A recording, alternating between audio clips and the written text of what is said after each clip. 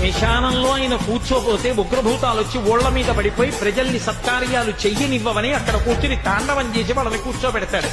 పార్వతీదేవి అడిగింది మహాభారతం అనుశాసనిక పర్వంలో, శుభ్రమైన కైలాసం ఉండగా, ఇంత ఐశ్వర్యం ఉండగా, చింతామణి గృహం ఉండగా శ్మశానంలో ఎందుకుంటున్నారని అడిగింది.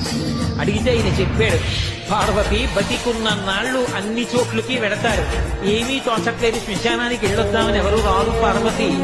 నేనంతవాణ్ణంటాడు, పొరుగ్గా ఉన్నానంటాడు, తెల్లగా ఉన్నానంటాడు, పండితుడంటాడు, పద్యాలు నాకు నోటికొచ్చంటాడు, ఉపన్యాసం చెప్పగలనంటాడు, నాకు పాటలొచ్చంటాడు, నేను నాట్యం చేస్తానంటాడు, నేను అధికారినంటాడు, నా దగ్గర డబ్బు ఉందంటాడు, నేను పాట పాడగలనంటాడు. ఇన్ని ఉన్నాయనుకున్న వాడిలోంచి ఊపిరి బయటికి వెళ్ళిపోయిన తరువాత వాడిని తీసుకెళ్లి 4 కొత్త కర్రల మీద పడుకోబెట్టి చాప చుట్టి తాడు కట్టి పైన నూలు బట్ట కప్పి తీసుకొచ్చి అన్నీ తీసేసి కర్రల మీద పడుకోబెట్టి కాల్చేస్తుంటే జీవుడు లేచి నిలబడి పుర్రె పగిలిపోయిన తరువాత కన్న కొడుకు కూడా స్నానం చేసి వెళ్ళిపోతుంటే చీకటి పడిపోయాక, అయ్య బాబోయ్ చుట్టూ ఉగ్రభూతాలు, నా వాళ్ళన్న వాళ్ళు లేరు, వీళ్ళని నమ్ముకున్నాను, ఒక్కడు లేడని ఏడుస్తుంటే నేనున్నాను రా అని చెప్పడానికి నేను కూడా లేకపోతే చచ్చిన వాడు 1000 మాటలు చచ్చిపోతారని అక్కడ ఉన్నారు పార్వతి.